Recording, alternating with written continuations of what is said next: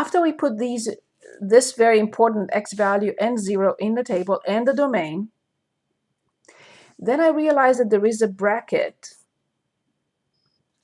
to the left under -1, immediately under -1, not to the side, left and right of -1, right under -1. And there is a parenthesis opening this way, touching. They must be touching. Good. Now, I write on top, because these branches may not be given to me in the correct order. Between -infinity and -1, I have to use x plus 3. Can anyone identify what type of function is x plus 3?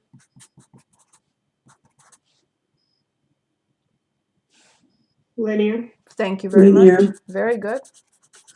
And then between -1 and infinity, I have 2 to the x. Can anyone identify what 2 to the x, what type of function is 2 to the x?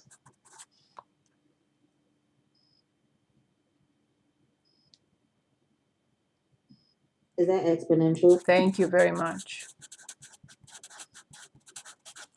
Because the variable is the exponent, it's exponential.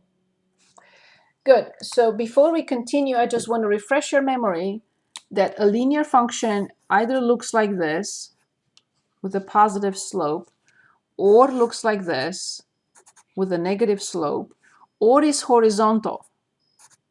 But you can say, what about vertical? Yeah, but it's not a function. Yes, there is a vertical line that is a line, but it's not a function. This is a function by the vertical line test. This is a function and this is a function. What about exponential? If the base greater than 1, the exponential function is an increasing function on all its domain.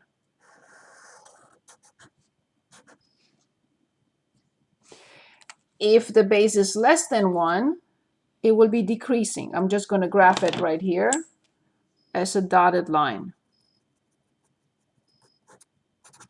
So this is base less than 1, and here base greater than 1, but of course greater than 0. So coming back to our graph, to our function, to the left-hand side of -1, I have to plug in some values. I always look, so this is number 3. I'm going to write it here and I'll come back. That's my page 3. Always find the x and y intercepts if they exist. Always. I always have to find the x and y intercepts if they exist. And yes, if I plug in -3, notice that -3 is in the correct order between -infinity and -1. When I plug in -3, I do get 0. When I plug in -1, -1 plus 3, I get 2. Notice that I put the 2 inside the bracket. And what's the big deal? Well, this will be a closed point.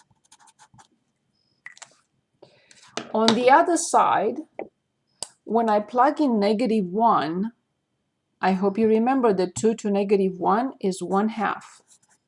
Inside the parenthesis, I get 1/2. And I know that this will be an open point because I'm not allowed to plug in -1 in this. I took the liberty to plug in -1 into 2 to the x. I'm not allowed to.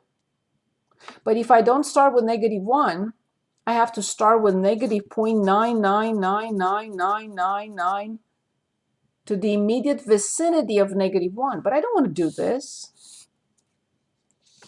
I want to plug in -1 and leave it open. When I plug in 0, I get 1. When I plug in 1, I get 2. So here's how many ordered pairs I have so far. -3, 0, -1, 2, -1, 1/2, 0, 1, 1, 2. X comma Y, X comma Y, X comma Y, X comma Y, X comma Y. Sufficient. Way more than I need. So then let's graph. Now I'm ready to graph.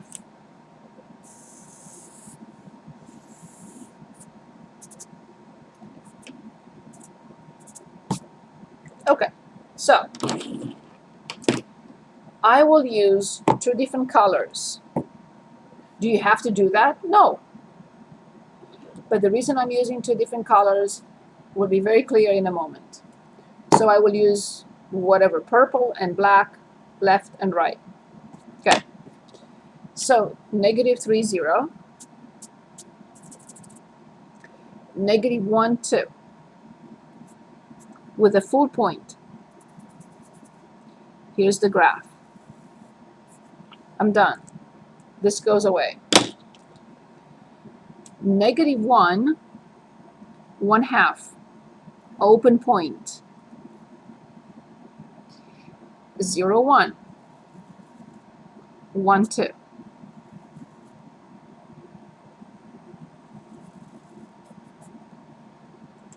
Here's the graph of the piecewise defined function that we just looked at, or we picked. Now, how come that I am not graphing all this and I'm not graphing this? By the vertical line test, this will not be a function. So notice that this function ends at -1 and this function starts at -1. So by the vertical line test, this is a function because right here there is only one full point. And if I want to determine the range of this function, it's from the lowest y value till the highest y value. Well, it happens that it's also -infinity to infinity. By drawing or imagining that I draw horizontal lines hit the graph in at least one point. So that would be the range. Very important topic.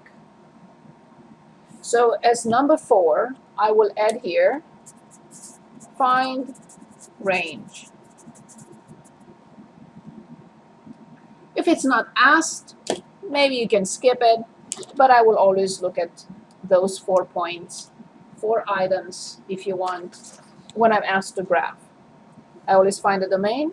I always present the table of ordered pairs. I always find the x and y intercepts if they exist, and I also state the range.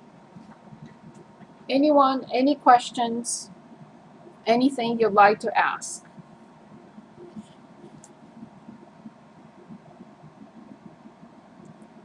How do you feel about the piecewise defined function?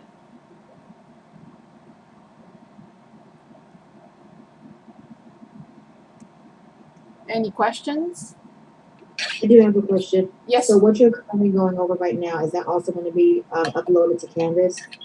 Absolutely everything. Okay, thank you. Absolutely everything. Good. Moving on to the next topic. Any questions?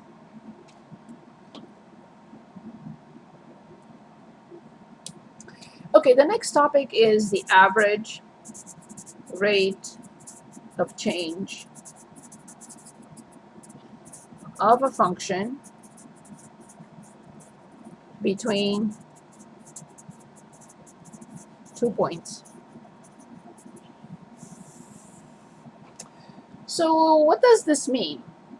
So here's Baltimore and here's New York, and one day, I'm telling you, my wonderful students, I'm driving from Baltimore to New York. I will start at 5 a.m. and I'm gonna continuously drive. I may take some breaks, but assuming, let's say for now, that I'm not taking any break and I need, I don't know, I'm slow, so I need 6 hours, 5 plus 6, 11 a.m. And you want to ask me, what is your average rate of change of distance with respect to, lazy people write with respect to like that, a time, which is speed. You can say, I'm not going to ask you what was your average rate of change of distance with respect to time. No. I'm going to ask you what is your speed, but that's what it means. It's the average rate of change of distance with respect to time. So what was your average speed? Not speed, but average. Okay, so I'll say the distance is 200 miles. I will say that my average rate of change or average speed was distance divided by time, 6 hours. And this is miles per hour. The average rate, it's a ratio. The numerator has the measurement unit coming, the numerator of the measurement unit is coming from the numerator, the measurement unit of the numerator, and the measurement unit of the denominator is coming from the denominator's measurement unit, of course. So I will say it was 200 over 6, or 100 divided by 3, or about 33 point something something. So that's my average speed. However, if you say at some point in time you passed by Wilmington, Delaware, what was your instantaneous, not the average rate, instantaneous speed? If you ask me that, I'll say no clue. I have no idea. But if I'm on the phone, when you call me and you say, give me your instantaneous rate of change when you pass by Wilmington, I will look at my odometer and I will say 55 miles per hour. But you have to call me. You have to call me when I pass by Wilmington, Delaware, and then I will look at the odometer. I will say 55 miles an hour. And that's my instantaneous speed, not my average rate of change or the average speed. The average speed for the distance is the distance divided by the time elapsed. I used 6 hours, so then my speed was 33 point something miles per hour. Average. Of course I had higher and lower, but that was my average. But if you want my instantaneous, you have to call me. And on the phone with you, I'll say, okay, at this instant, I'm looking at the odometer and my instantaneous speed was 55 miles an hour.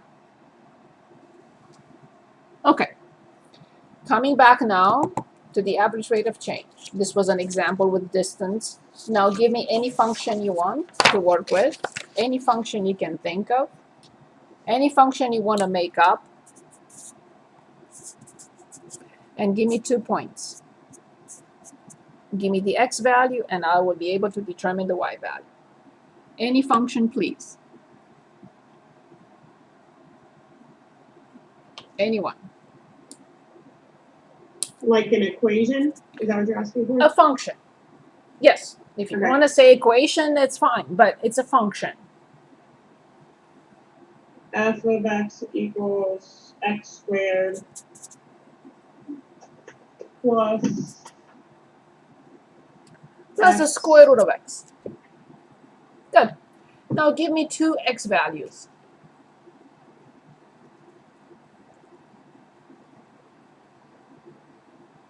What about 1 and 4?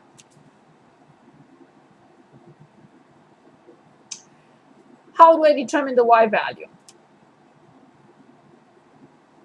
I was given the x coordinate, but now I need to determine the corresponding y value. How do I determine the corresponding y value?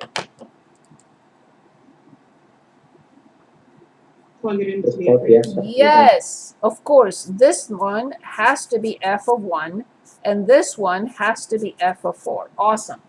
Great job, both of you, everyone. So now can anyone give us f of 1 and f of 4? Would it be 2 and 18, respectively? And in 4? You said 18. Very good. Awesome. So I don't know how this function looks like. We don't care. But if it looks like this, and this is the x coordinate, which is 1, and this is the 2, and this one is the 4, and this one up here is the 18, the average rate of change is basically the slope of the secant line. Slope of secant. This has nothing to do with trig. Secant line is a line that crosses the graph of a function in at least two or more points. Versus this line, which is the tangent. It touches the graph in only one point. It does not cross the graph. It only touches. It only has one common point with the graph, not two or more. So in order to determine the f average, all I have to do, can anyone give us the definition of a slope of a line?